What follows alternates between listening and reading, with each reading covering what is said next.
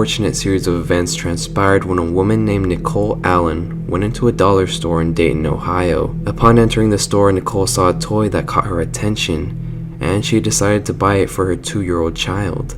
However, upon returning home with the toy, she discovered a nasty secret behind the reflective foil on the toy. After peeling back the reflective foil, it revealed a photoshopped image of a girl slicing her wrist with distorted eyes and an evil smile.